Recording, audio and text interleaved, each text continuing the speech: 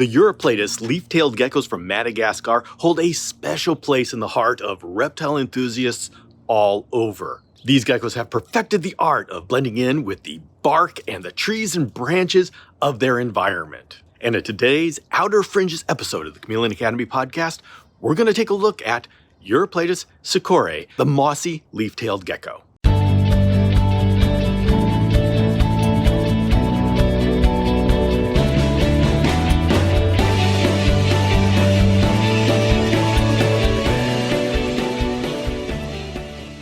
The Uroplatus leaf-tailed geckos come from Madagascar and are a special genus of cryptic geckos that excel in camouflage against their background. Now, like chameleons, they are very hardy, but they do require special condition. Today, I am joined by Dave Bagshaw, who is experienced with Uroplatus Sikorae and helps educate the community in the care of this species and genus. So please join me in welcoming Dave Bagshaw to the Chameleon Academy podcast. Hello, Chameleon Academy. I am excited to be here to talk about a very cool species of arboreal reptile. And with me is Dave Bagshaw. Hello, Dave. Hi, Bill. How are you? Doing great. And I want to talk about Uroplatus Sikorae. And many people are familiar with Uroplatus Sikorae. It's, by the way, what's the common name for this? Mossy Leaf-tailed Gecko. All right. So let's just jump into what is Uroplatus Sikorae. Give us a little natural history on this lizard. So the Mossy Leaf-tailed Gecko is endemic to Madagascar, and it's on the east coast, really. The forests on the east coast running from north to south. And they're a very cryptic species that you would quite easily walk past in the forest. They are in the Fimbriatus group of the Uroplatus, so they're the larger species. They're not the biggest. The Giganteus or the Gigantus is the biggest. Fimbriatus is not far behind, but the Sikorae is roughly 6 inches total length, up to 7.5. The Samaete can grow a little bit bigger, and it was once thought that the colour, the buccal membrane at the back of the throats of the geckos between the Samaete and the Sikorae was used to identify the difference between the two, but they've now found that the Sikorae has actually got a non-pigmented buccal membrane further south of Madagascar, so that wasn't then used to distinguish the two species apart. But what they have found is, I can't think of the word now, but the top jaw and the lower jaw have got a line of scales, and they found that the Sikorae have got less scales than the Samaete. So that's how you can tell the difference between the two now. All right. Well, let's talk about the environment that they come from. What environmental niche do they occupy? Well, it's secondary rainforests, primary and secondary, and they do have seasonal fluctuations. So they've got the dry season and the wet season, warm and wet. So the temperatures and the humidity are relatively high in the summer months, and roughly between 22 and upwards of 29, 30 degrees, which in captivity can be achieved, but it's important that the gecko is well hydrated and is fed well, a variety of feeders, especially gut loaded, making sure that the insects are gut loaded. So they're in the wild, they would be eating all kinds of insects that have eaten all kinds of things, including plants, dead animals. So the variety of feeders and forests that they live in, although is very similar, it will have variations up and down. So they're arboreal, so they are further up the trees than they're not ground dwellers. The insects that they're eating will be consuming vast amounts of different pollen. If an insect was to land on a dead animal that was on the forest floor, it would consume part of that. And then in the evening, when the Sikorae is up and active and hungry, hunting down these insects, the gut flora of that insect will then be going into the gecko. And John Courtney Okay. Smith has made a point of this with the supplementation that he provides, the Arcadia Earth Pro A, which is to replicate natural geophagy. As far as the community goes, how easy is it to find captive hatched individuals? And to just a note, Dave is in the UK, so he'll have UK perspective. Yeah, northwest of England, I'm in. Yeah, Stoke-on-Trent. So it's a little bit cooler up where I am. The further south, a friend of mine, Donna Hennigan, she's had Sikorae, she's got Chihuahua, she's got Fantasticus, and she lives further south. So it's a few degrees warmer down there. And I've come to realise that over the past 2 or 3 years since the social media has been out there, the Facebook groups, it has made it a lot easier to find breeders from all over the world. There's a Facebook group, the Uroplatus Leaf-tailed Geckos, owners and breeders. And there's a gentleman in there called Michael Jonathan, who was the first person who helped me do my research around the Sikorae. So he's always got time for me. Any questions I had, he would ask, he would, support me on it. He'd guide me in the right direction. So to this day, I'm still in contact with Michael, and he's a great guy. He's very helpful, and he's one of the admin. He's the admin of that Facebook group. I'm the moderator of that group now, but so I am seeing more people on a daily basis whilst I'm at work during the day. I authorise the group. People asking to join the groups. So I'm aware of how many people now are actually trying to get involved in the Uroplatus, and it seems to be that quite a few people, that the size of the group is increasing. When I joined the group back in 2018, there was about 4,000 members. Now it's gone up to 6,500 members. So it is gradually increasing. Okay. Well, let's talk about if somebody wants to start with Sikorae, what would be the perfect cage setup? Well, I personally, Bill, I try and replicate the natural habitat. So that would be using the bioactive enclosures. I've done that with the Sikorae hatchlings. I've done that from the moment that they shed their first shed out of the egg. So they come out the egg. Within 24 hours, generally speaking, they will shed the skin. And then I immediately put them into a Exoterra Nano, which is the 8x8x12, Nano tall, I think it is,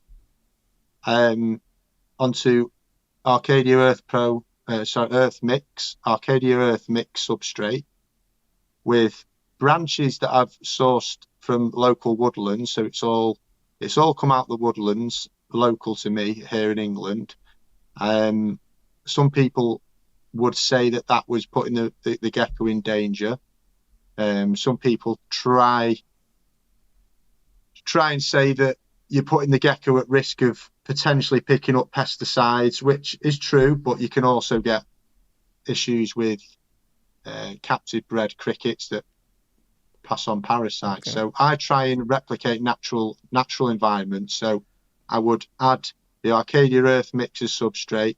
I would then add hardwood branches that have got from woodlands local to me, that are well away from footpaths, and the chances of them being contaminated are very slight. So I would then add.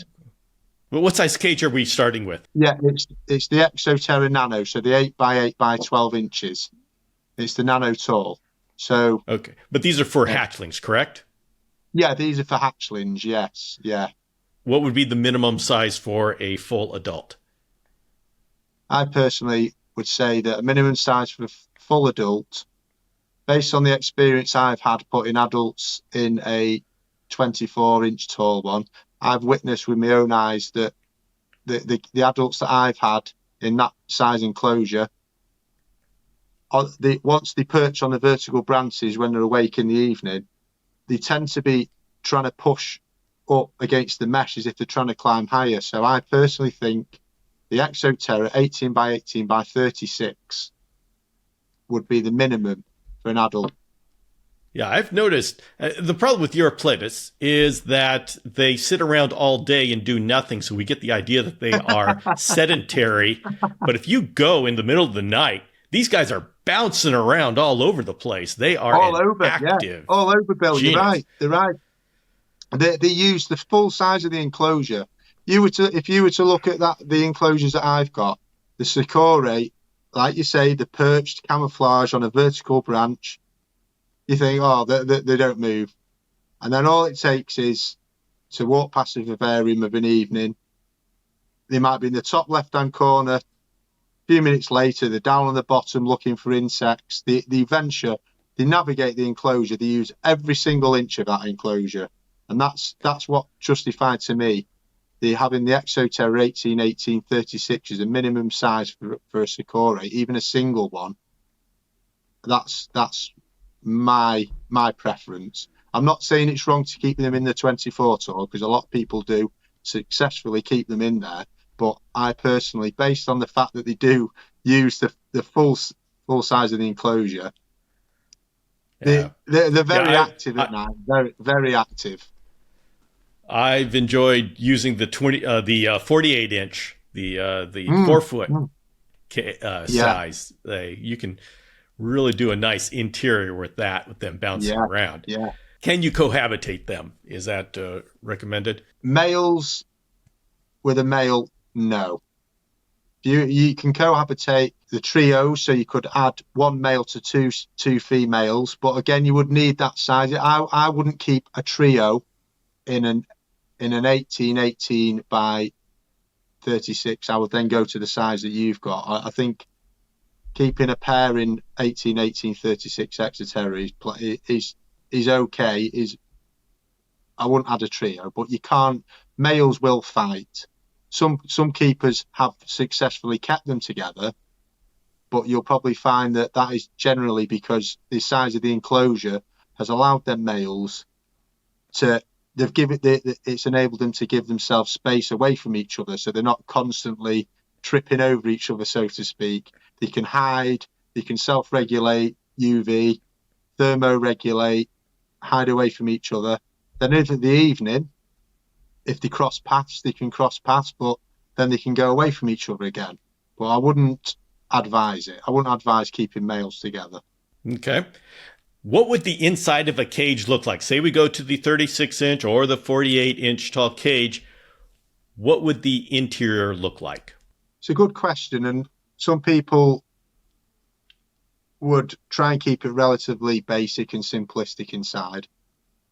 When people ask questions on the Facebook groups and it's all constructive criticism, some of the newcomers aren't aware of the vertical branches that can be used in a vivarium. So one of the first points I make is add at least 2 or 3 vertical branches to allow that animal to so it can replicate its natural sleeping position that it would do in the wild.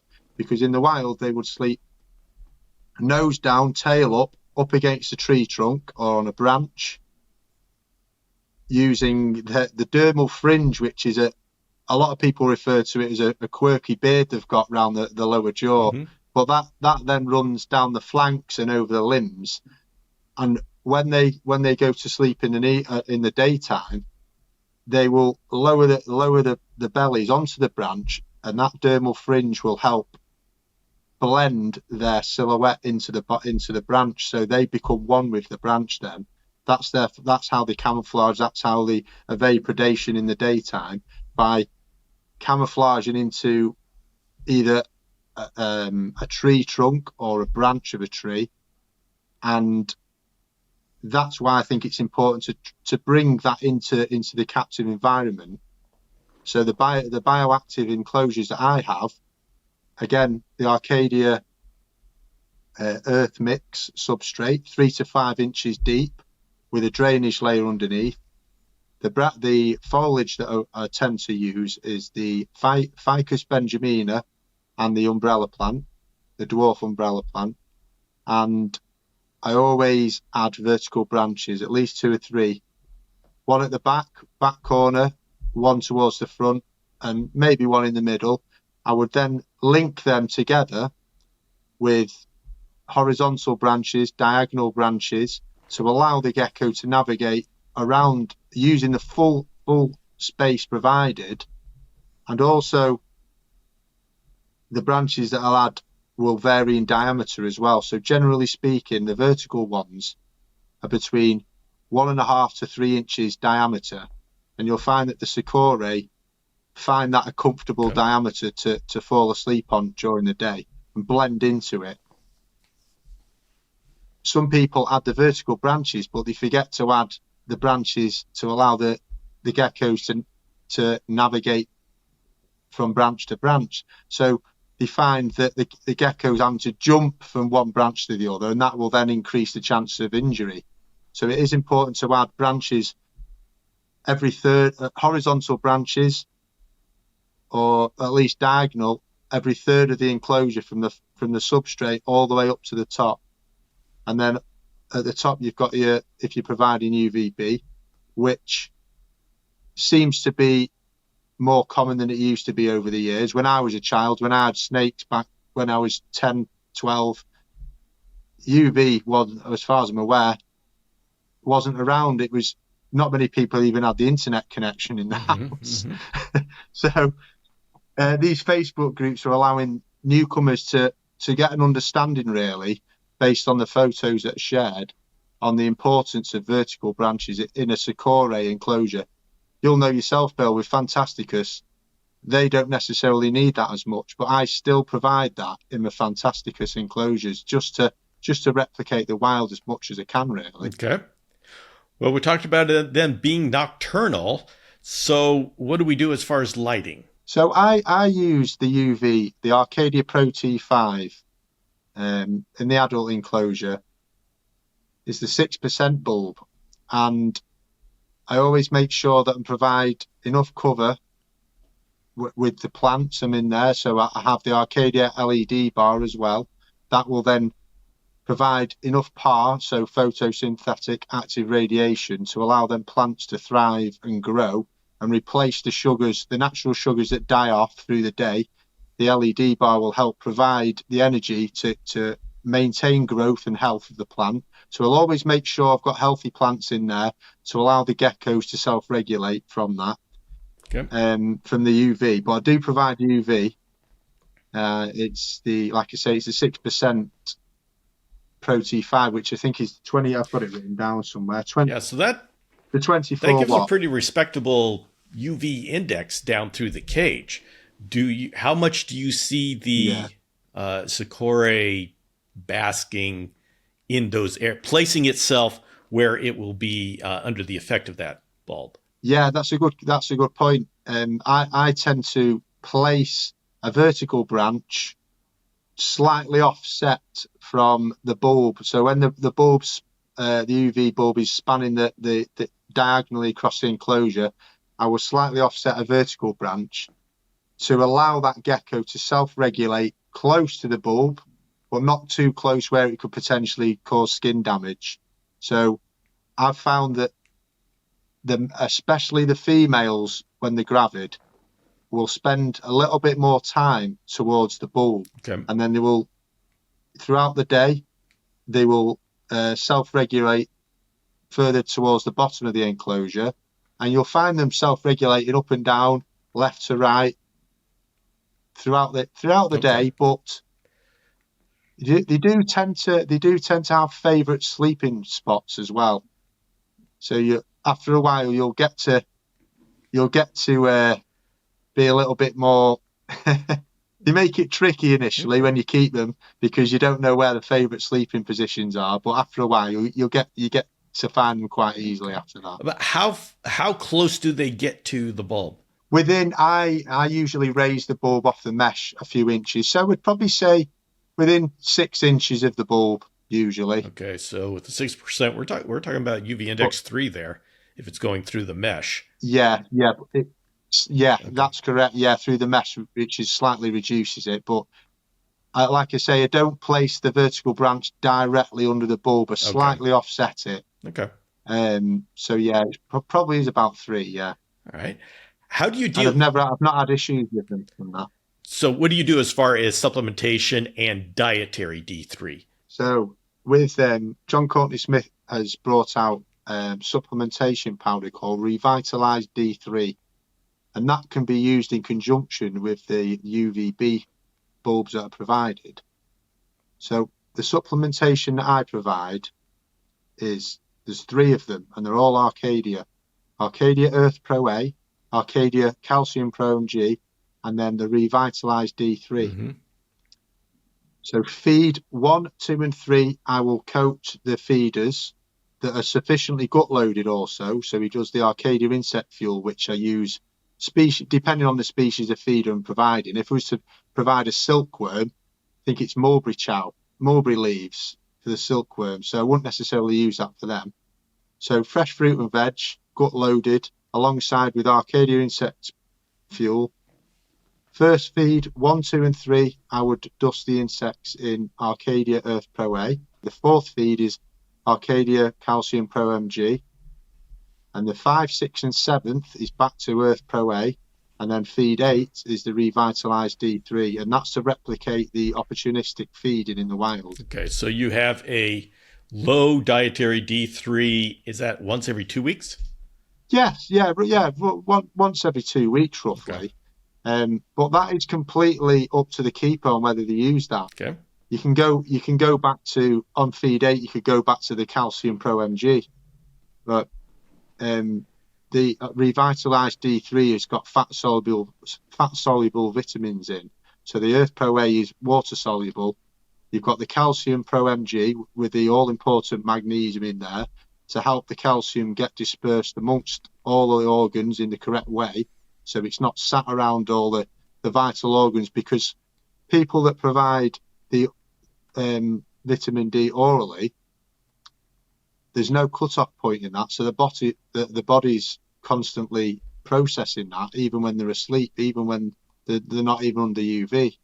So I stick to the UV and the 3 Earth Pro A, Calcium Pro MG, and Revitalized D3. Okay. I have on occasion, as I was getting back to before, was a Revitalized D3s to replicate opportunistic feeding, but it's got the fat soluble vitamins in. Now, Sikorae are classed as insectivores, but I thought I would try something that not many people have done, but I was successful in it and I proved a point. Instead of using the Revitalized D3 one day, I decided to offer a small frozen thawed pinky mouse to the male Sikorae, and he threw himself at it. He gobbled it up, no problem at all. No issues afterwards. So that proved to me then, in the wild, there's a very high chance that Sikorae will occasionally eat small mammals and not only insects. Okay. And that small pinky mouse would replace what the Revitalized D3 would be used for, which is the fat soluble vitamins, vitamin A, etc. Okay. So we know that one issue with Uroplatus tends to be these calcium sacs. What are your experience? Well, maybe I'll have you explain to the listeners what those are, and then please, what is your experience with those in Sikorae? So the calcium sacs are reserves of calcium that the gecko will store in endolymphatic. I can't think of the word now. You might be able to help me out on that, Bill. You know what? I don't know that. It's right here. Endolymphatic. I don't know the official word. Yeah, well, calcium sacs anyway. That's what they're commonly known as. And they're placed. If you were to lift the jaw, the lower jaw of the Sikorae to the air, you will notice them to the left and right, just behind the back of the jaw, and they're almost like white blobs. They look like white blobs, but underneath the skin, and they're calcium reserves. So the gecko, if for whatever reason the body is needing calcium, calcium will be released out of them glands into the body and absorbed in the correct way, the correct amount as and when it's needed. That's why it's important to make sure that we're providing not just calcium, but all the other vitamins as well, because along with water, John Courtney Smith made a good point. He said, water is the glue of all life. So without water and hydration, you can't digest your food. You know, they struggle to digest food. Mm-hmm. Wild court geckos, the importance of hydration before you even offer food is very important. But the calcium sacs are there as reserves, they're especially important for the females. When you're breeding the females with the males, obviously it's important to ensure that female has got enough calcium reserves, because she's not only got to maintain her own body, she's got to then produce 2 eggs. Sometimes it's 1 egg, sometimes it's 2. Mm-hmm. Gestation period is 30 to 45 days. So throughout that cycle, she's got to constantly be replacing the calcium levels in her body. So in a captive environment, the Arcadia Calcium Pro MG is what I've used when I've bred the Sikorae, or even when I'm not breeding them.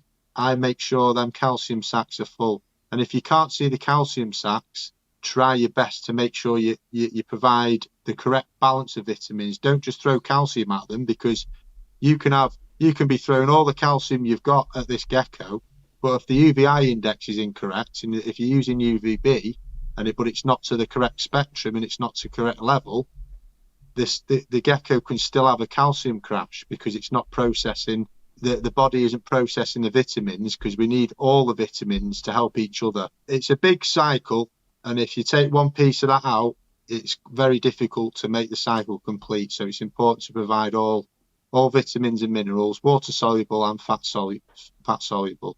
But the calcium sacs, like again, you can see them in even the Fantasticus. You can see them. The males have them as well. It's not just the females. The males will have them. Okay. Hopefully that's answered your question, Bill. I went off on a bit of a tangent. Well, let's talk about that glue of everything, water. How is your hydration? How do you get water to your Uroplatus, the Sikorae? So the hydration is, I use a manual pump spray bottle to mist the enclosures. Some people use the automatic Mist Kings, which is perfectly fine. But I personally find that I can use that when I go to mist the enclosure at night. So I'll spray them down in the morning. Sometimes I miss a morning spray. I'll leave it throughout the day, let it dry out a little bit, go back in the evening, and I'll use this hand spray, and I take that opportunity then to observe and have a look at the gecko, see if it's healthy, if it looks healthy. I can then target certain areas of the enclosure with his pump spray bottle to make sure that the plants are getting sufficient amount of water. Sometimes I might overwater them, so then I'll leave that area for the enclosure for a day or two, few days. And that's how I hydrate the geckos. I'm using the water bottle that I use to mist the enclosure to not only maintain humidity, it's there to provide water droplets for the geckos to lap up of the evening when they're awake, they're about, the hunting, and that will then replicate natural behavior, because the humidity increases in the evening. You'll get moisture droplets on leaves, on branches, on tree trunks. So, and I've seen them, I'll spray them. So occasionally I'll not directly spray the gecko, but I will make sure a few droplets land on the head of the gecko. And if one droplet lands on the eye, you'll see the tongue come out, it'll lap it up, clean their eyes, get hydrated, and then you go out hunting then. So yeah, that's how I hydrate them. I just make sure, but I don't do it. I don't have set times of day when I do that. It is when the lights go out at night, and it's in the morning before I go to work. Sometimes I don't do it in the morning. But in the warm, wet season, I'll make sure that the misting is increased slightly for longer periods of time, and I'll make sure that the geckos are always hydrated. And like I say, occasionally I'll almost, I wouldn't say force the gecko to drink, but I'll make sure a few droplets land on them. So I know then, peace of mind, that gecko's getting water. Okay. All right. Now, is there anything particular that they'd like to eat? They're insectivores. Or maybe I'll just ask that. What kind of stuff do they like to eat? And is there anything that you have found that they just won't eat? Yes, and I found that calciworms, I'm not sure what you call them over in America, Bill. Black soldier fly black larvae. Soldier fly. Yeah, calciworms. They are, no matter how much I've tried, I can't get them to eat them. I just can't get them to eat them. I tried. So yeah. Have you found that with your Fantasticus as well? Yeah. I've tried so hard, Bill. Honestly, I've got loaded. I have no idea why they won't eat black soldier fly larvae. It's just I don't even know. Frustrating. And they still sell them. You can still buy them. I don't know. Whoever's managing to feed them off to the animals, maybe should ask them how they're doing it, because I certainly can't get the Sikorae to eat them, or the fants. That's one. Yeah, well, Mike, I have chameleons that'll eat them. Soldier fly. Sorry? Well, I have chameleons that'll eat them, but the Uroplatus that we have won't eat them. I don't know. Right. Who knows? Maybe someone else has a different experience, but boy, it's an interesting. Interesting omission. It's a good point. Now, I might ask on one of the social media platforms on whether anyone's had any success with that. Yeah. But getting back to the feeders, Bill, I've noticed that the red runner roaches were a great feeder. They were really good. They used to throw themselves at them. Any time I put them in the enclosure, I've written a little list really, so I don't miss any. So you've got the standard crickets, which are readily available here in the UK.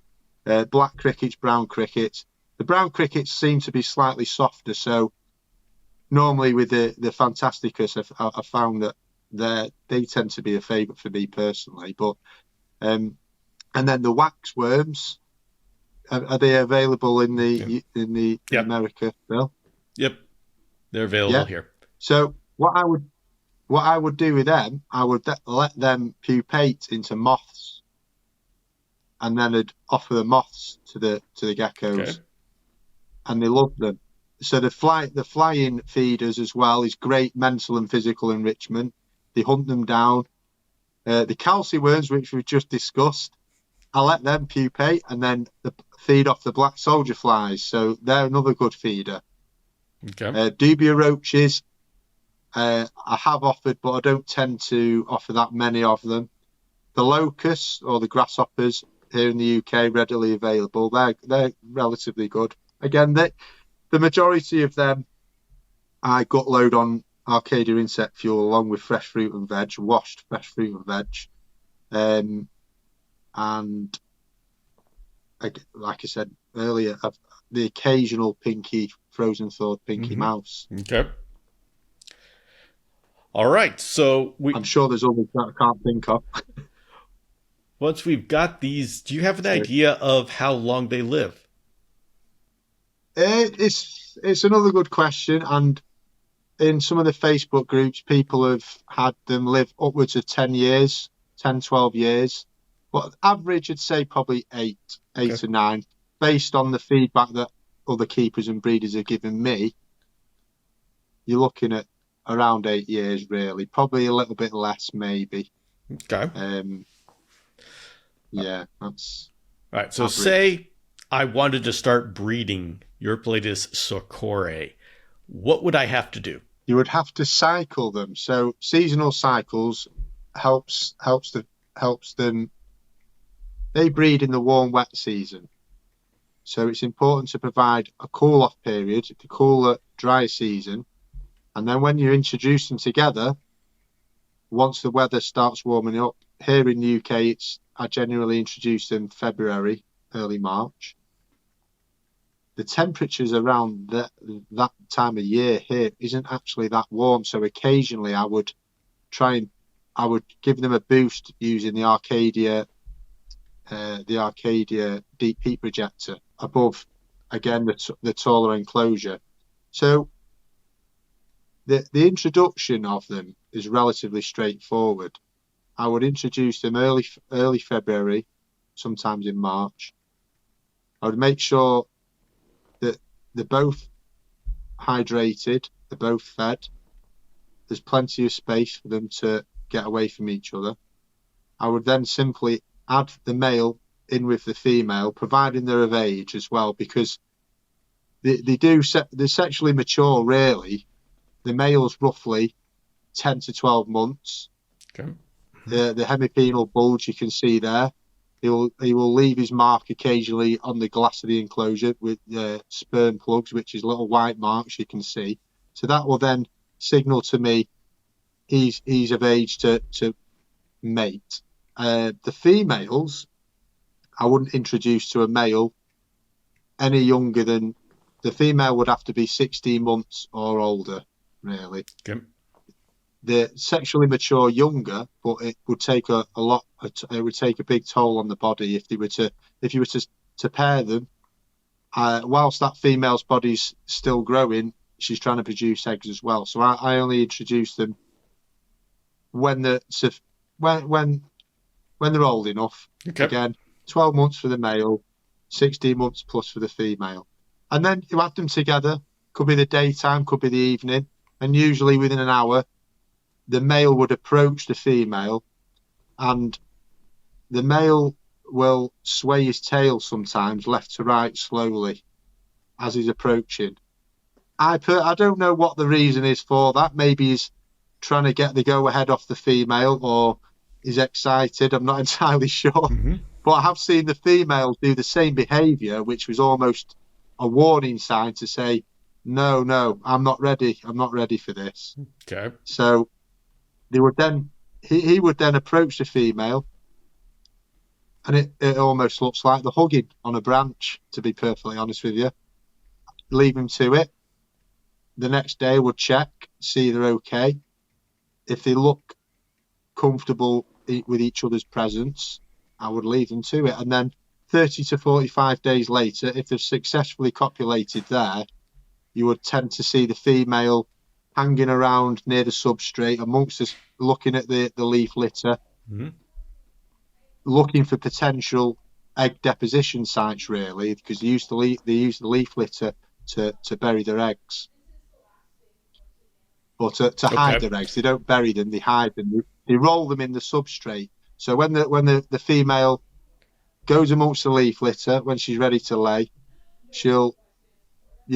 I've seen it. You'll see a bunch of leaf litter, and you'll see it's almost like they intentionally keep their eyes just through. There'll be a small gap in the leaf litter, and you'll see their eyes in the snout there. So they're keeping an eye on things whilst they're laying, and she'll roll the eggs in the substrate to help camouflage them. So once she moves away after she's laid the egg, she'll then either go up the branches to a comfortable spot in the vivarium, and then at that point, as a keeper, you start looking for the eggs, and you can move the leaf litter around. Sometimes they lay one egg, sometimes they lay two. But the breeding itself is relatively straightforward. But it's so important to understand that they need to be exposed to temperature fluctuations in order to trigger their own natural instinctive drive to reproduce. When you're saying fluctuations, how cool do you take it, and what's the low and what's the high for the seasonals? The highest I've used an infrared thermometer, the gun, was 31 degrees at the top of the enclosure, and the female was quite happily sat in that temperature for 2 or 3 days in a row. Okay. And then I then took a reading of temperature all the way down to the bottom, and it went down to 19 Celsius. That was in the height of the summer. That in the UK, that was the hottest of the hot days.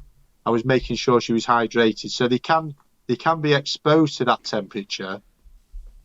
But it is important in a capturing environment. Obviously, we don't get crosswinds like they do on the east coast of Madagascar. So we're not getting that airflow. We can provide airflow, which means a small computer fans some people use above the vivarium, sit them on the top of the viv to help circulate the air. If I wanted to recreate the wet season and dry season, the coolness of the dry season to trigger the breeding, what conditions do I need to give them to replicate that so I can trigger the breeding? From my experiences, the cool dry season, nighttime temperatures have dropped to 8 Celsius. Daytime temperatures can go up to 21, 22 max. Okay. Average on 18 really, sometimes 16. And then through December time, January here in the UK, that's the coldest time of year. I would then introduce the male, like I said earlier, early Feb. But the fact that and the female, the fact that they've experienced that drop in temperature, once the temperatures then increase, that will then trigger their drive to reproduce. And like I say, the lowest temperature is 8 degrees C in the winter. The nighttime temperatures in the summer average of 16 to 18, really, sometimes above. So if I was what would the daytime temperature be for the cool wet season, and what would the daytime temperature be for the wet warm season? So the cool wet season, you're looking at probably 17 to 21 max, 22 max. The daytime temperature in the warm wet season, looking at 26, 27 on a daily basis, really. Okay. Now that once you get a successful mating and you have 2 eggs laid, will she retain sperm, and how long? And if she does, how long until she lays another clutch of eggs? Yeah, Sikorae can retain sperm, and they can lay around sometimes 4 clutches after that. Okay. So even if you separate the male, as you said there, Bill, they can retain sperm, and she can lay another 4 clutches of 2 eggs, if not more sometimes. All right. So once I find the eggs, I will then take the eggs out of the. I will respect her time there. I will give her 24 hours afterwards. I will go back in, get the eggs. I will place them in a small rub, a really useful box, only a small one. I will use damp vermiculite for humidity. I'll use a little bottle top with dry vermiculite, and I will place the egg on that then. And I just leave them room temperature. That's the incubator room temperature. Okay. And what would be the time difference between clutches of eggs laid? It's usually 30 to 45 days. I found it's roughly 30 days. Okay. 30 to 34 days on average. And then how long until the eggs hatch? Oh, it can be from 90 days. The minimum is generally 90 days. And I asked in one of the Facebook groups, what's the longest someone's waited for an egg to hatch? Mm-hmm. And I think it was a friend of mine, Nicole Gray, I think she said she waited upwards of 154 days, I think it was. So 3 to 5 months. You can wait. Yeah, you can wait a while for them. All right. Well, that's okay. Us chameleon people, we're used to 9 to 12 months, so we're fine with that. Yeah, I got it easy, really.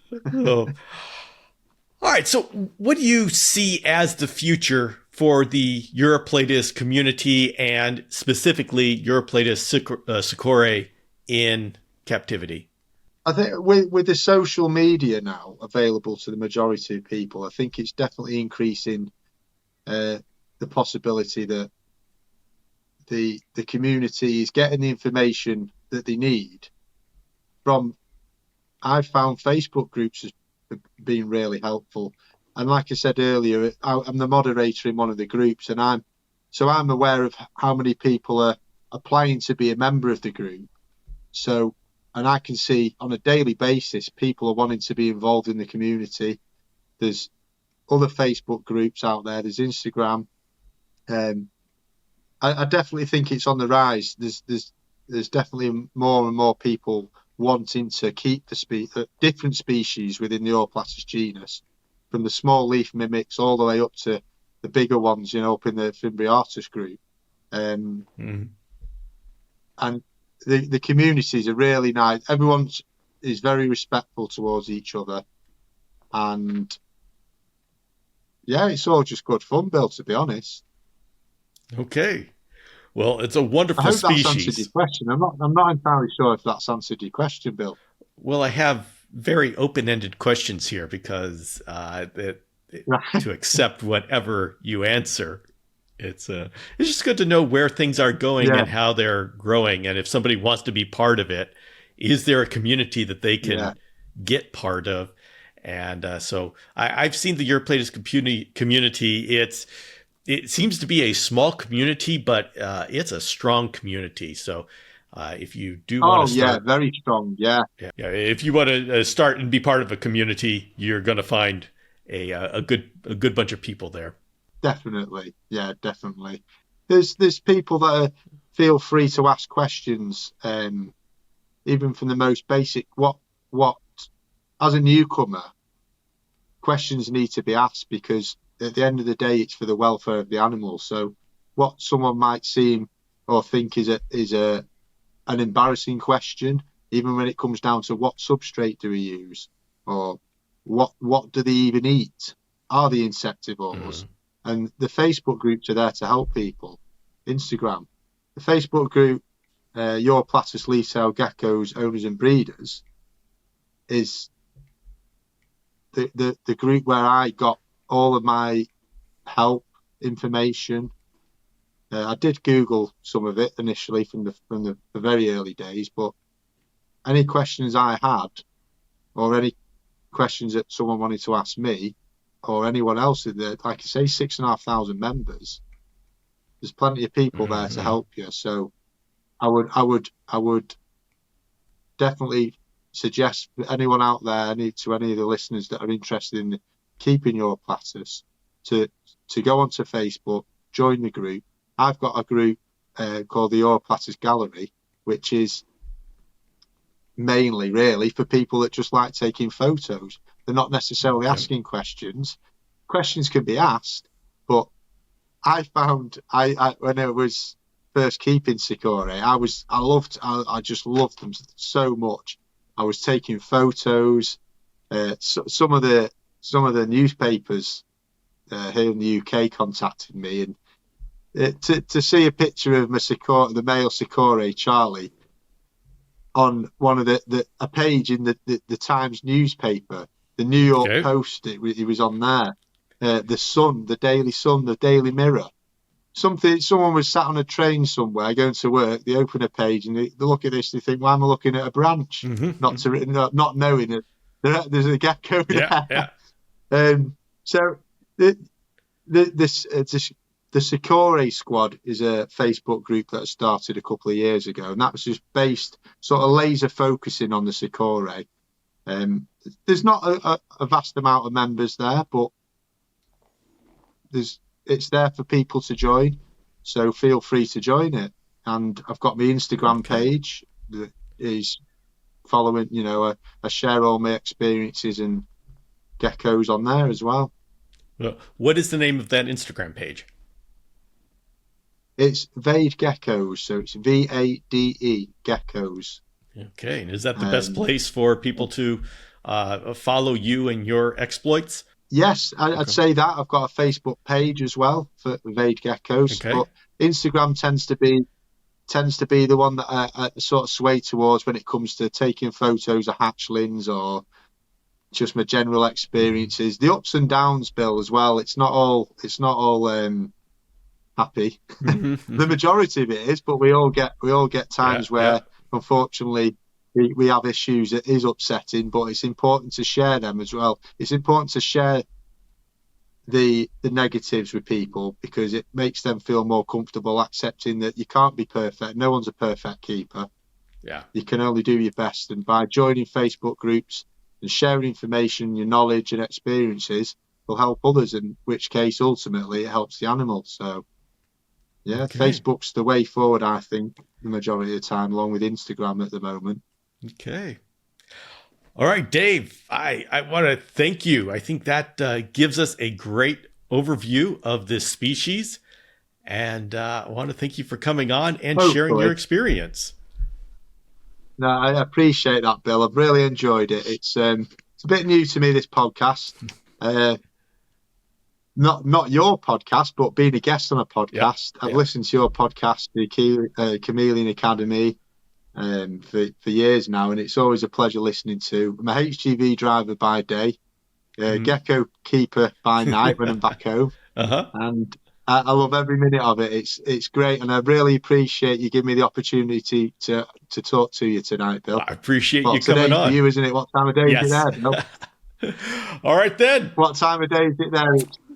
We'll see ya. So that was a lot of information, but there's the basics. If you're interested in Uroplatus Sikorae or any of the Uroplatus, then this is a very good starting point. One thing about the Uroplatus is that there's a pretty strong community online, and so if you want more information or you want to ask questions, you are able to find a community that will help you. I want to thank you very much for joining me and Dave here. My name is Bill Strand, and I'll see you next time.